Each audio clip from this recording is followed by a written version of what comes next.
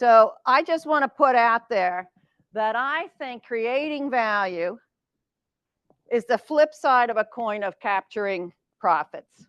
Like, you can't have a value culture in my world if you don't learn how to price so that you make your money back so you can continue to, innovate and have the resources for years to come. Nor do I think you can be a profitable company on the long haul if you don't offer value and continue to get more and more value over time. So just setting the stage, if I'm looking at a business and what's a vision for that, if it's a build a value culture, I want those folks having a passion for creating value. And yes, I want them to have a passion for getting fairly paid for that value, the part we sometimes overlook. Why? So we can invest in creating more value for the select segments that will actually pay for that value. And then let's do a little cost cutting and de-investing for those kind of customers that will not pay for that value, all so that we profitably grow. All right, that's setting the stage.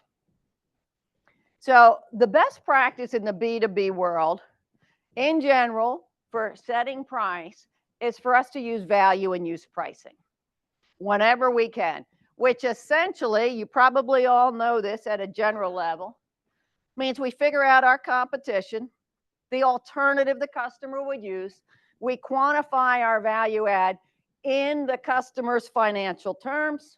Maybe we have to subtract some things we're not so good at, and we know how much value we add. We just have to figure out what's our share of it in price, what's fair, what goes to the customer. Sounds easy. And then we have to take all that phenomenal data and quantification and put it into a value marketing, value story that our salespeople can understand, make the customer understand, so they believe they are paying a fair price that hopefully is a higher price. So I think it sounds all easy in practice, and in theory, it is. Now, when we do value and use price, I typically find, and studies have found, that most companies actually get 5 to 25% higher price than they thought coming up with their value price in a different way. Who doesn't want that kind of money? And the good news is they get 5 to 15% higher win rate. Why? Because now they're able to really tell their story in a better way. The customer understands it, more likely that you're going to get the deal. Further, there are studies that say that if you're the first one in your industry to come out with that quantified value, you can really help the customer understand how they make money, even if you're not better than your competition. You have done that teaching, 74% of the time they'll select you. So it's good no matter what we have. Now, again, probably obvious to everybody in this room, but price brings in far more profit than does volume. So if we're going to work all this time at innovation for a new market, let's be sure we get the 2x factor on our price. So 1% improvement for most businesses would drop to about 10% in pre-tax earnings. 1%. Volume would be 3 to 5. It's more dependent on your contribution margin. So for the most of us, 2 to 3 times is what price brings in more than the same percentage improvement in volume. All right, so big dollars with small movement. Now, most of us do our value pricing ourselves, right? And if you're marketers and you've ever done value and use pricing, seems easy. I can teach training courses all the time. Everybody's like, yeah, I get that. That's easy. When people try and apply it, the little nuances, the little things that happen, it's amazing how well they don't do. So it can be very hard. It can be confusing to small teams, your developers working with sales, working with the marketing or product manager. They're trying to do their best, But there are so many little things that are difficult. And it's not like they're doing hundreds or thousands of these a year. They get to do one every couple years or something. They just don't get the pattern to understand all the nuances. Then if they have to validate it in the market, oh my God, they like fold like it's the worst thing in the world. They might have to talk to people. And nobody's ever going to tell them anything about price, so why do it? So for the most part, they start out with good intent, and then I watch them fold. It just gets a little too much, a little too scary, head in the sand, and they're just going right back to look at the technical features. Last, it does take a bit of courage, especially since many of the folks innovating are engineers, and they want the number to be precise, because it's either right or we don't know the answer. Well, we're never going to know it. Not right. We have to get credible. We have to get in the ballpark, but that takes some work to get them comfortable with some level of intelligent assumptions or estimates. So if I look at most companies where I go in and I help coach them through their value pricing, I would say at best, this is kind of the profile, where most at best are mediocre, and more often they're weaker than mediocre. There's very few that are really good at it. And usually those are the ones that have very simple cases. I improved yield 10% for my direct customer. And that's the only feature I have that's different. Well, you don't need a lot of help. We can do that usually pretty easy. That's not usually what we have. We often have much more complex deals, and I'll talk a little bit about it. But you got your products. Most of you have some services you're adding. Okay, let's get that value price in. Some of you have customer experience and better lead times and those things that are value added, right? And as much as we can, we want to help quantify it so that we can tell this feature gives you this dollars. That thing gives you this dollars. That's how we get our highest price. Not easy to do. Sometimes we have kind of emotional, societal value that no matter what, we just can't quantify. We can get a little bump for that, but not near as much. This is a space that over time, maybe AI will help us a little bit, because at least it'll give us, these kinds of customers will pay a little bit more for environmental and green. 50% of them will never pay more.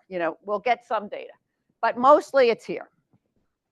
So what we want them to be able to do for every feature that's unique, even getting them to figure out what is their unique features can be tough, but if we get there, they should be able to say, here's the problem, the quantified problem our customer's having, we're trying to solve it. And here's how much, we can improve that by half, or we can improve it by 100%. Here's the benefit. How do they make money? This reduces your costs, or this increases your revenue, customer. And how much? This much a year? That's how much then you should pay us. So that kind of thought sounds easy in theory. It's what I usually get. I have a unique tight tolerance on this piece of equipment. Pay me 10% more. The me story, right? Filling out that middle is often harder than it sounds. And it's harder because three things. As I mentioned, it's not, products might have several features, and then we got the services and the customer experience. Many of you may have situations where the value is not to your direct customer. It might go through a distributor to a tier one to the OEM, and the OEM gets the big value. That is not easy. And almost all of you probably have the same product, and it might, in different market segments, have different value. In Europe versus US, might have different value, right? And for sure, you have customer types, the price buyers who aren't going to pay you for it, value buyers, loyal buyers. So we have different segments, and how do we deal with that such that we don't get into trying to price everybody individually and then we mess up the marketplace because all your competitors only hear about the low prices and then you're all forced down to your low prices. So lots of things go wrong. When I take a group through value pricing and we do it and we apply it, I use these 5 steps.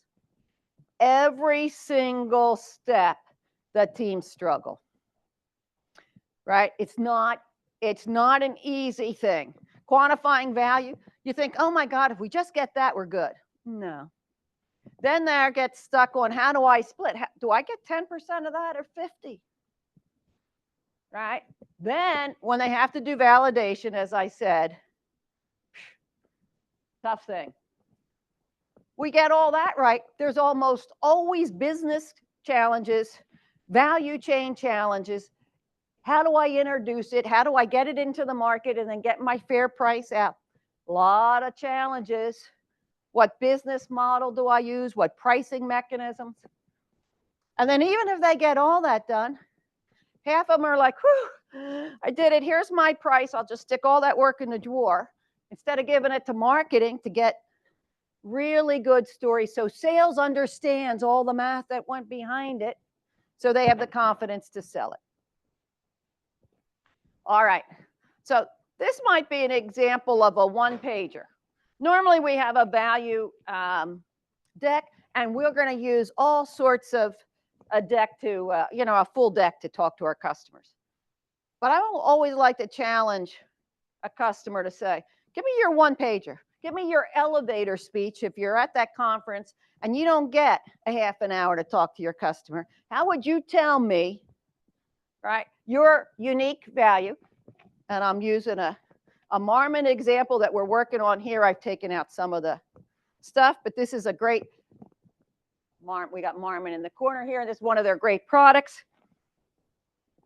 But we were able to articulate all of the things and the features that were different. Oh, they had 11 unique features that gave a more durable trailer.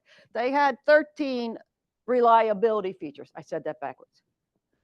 But the key is, how well can we quantify the big difference, the benefit to the customer, right? We were able to say 10 years longer life, 10 to 15% offload speed, half a ton heavier, 2 to 5% higher productivity, 2 to 3 more fuel, $2,000 a year in fuel.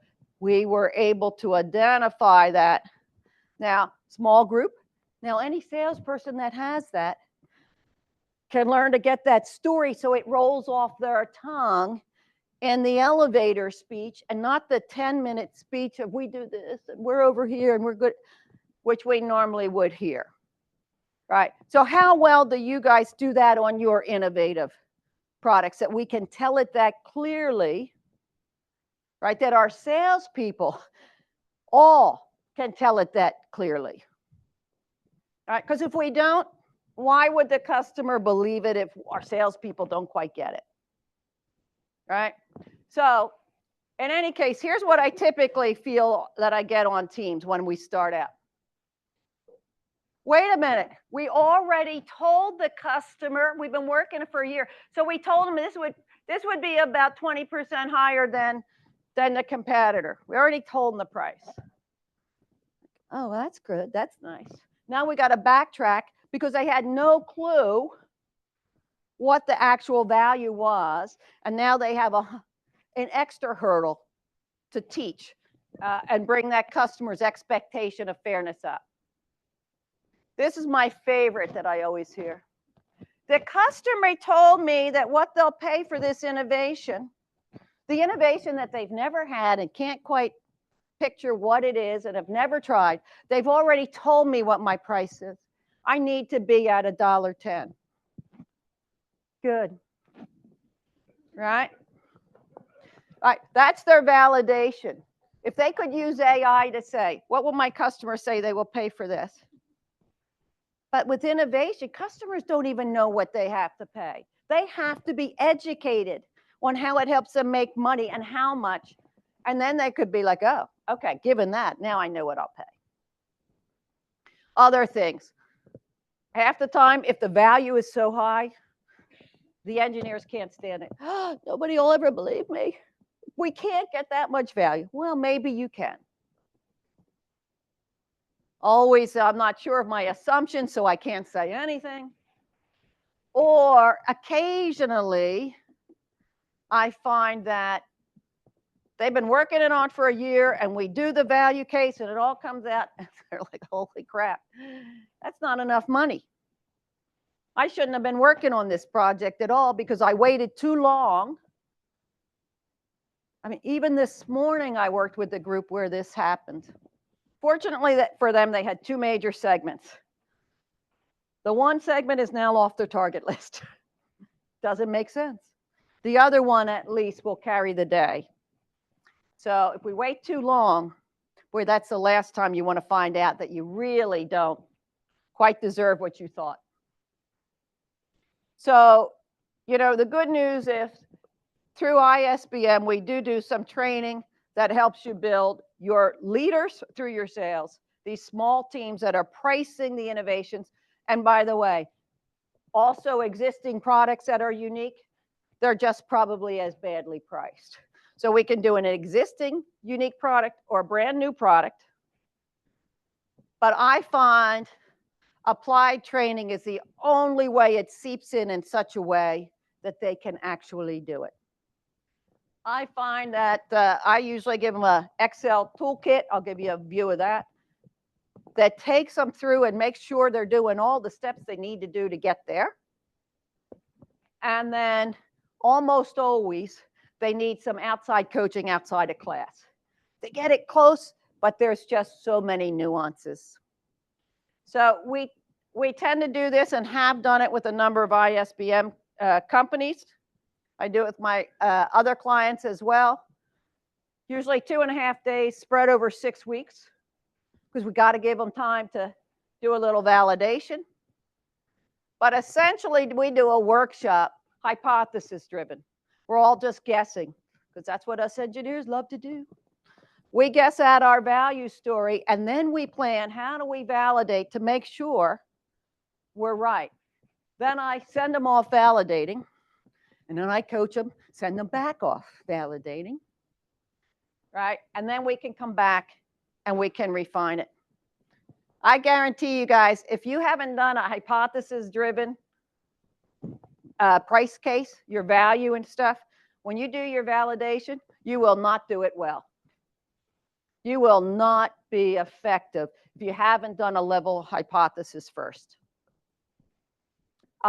And then, of course, we get into the strategy and all the challenges to actually be practical getting to market before we get into refining it.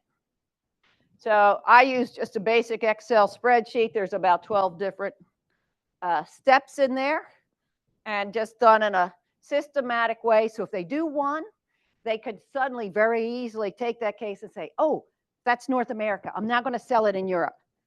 Or we can open up, change a few assumptions, we can get there.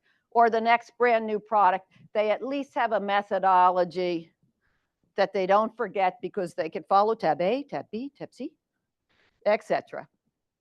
Right? And they can come up with their value calculators and their key assumptions so that they can say, that's what it is in aerospace. I want to sell that same product in automotive.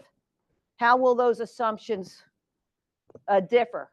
Because I got the main drivers there. Maybe they don't all apply, but I can very quickly leverage that product to other segments, other regions.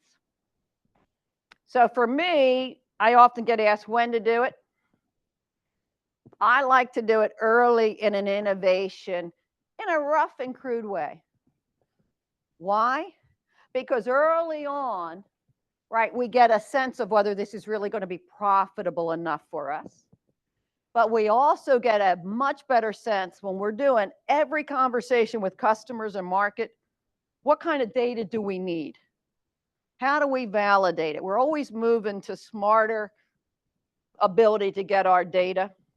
And then as you get closer to launch, you know, we got to knuckle down and do it in a tight way. And at least that guides things. It guides and maybe slows down some of those early prices that our technical people put out to the customer way before they maybe should. So just a thought, I go back to this. How well do you think your folks are doing with your innovations or even your existing more unique products? Do they do it well? Are you leaving money on the table? 1% higher price, big dollars.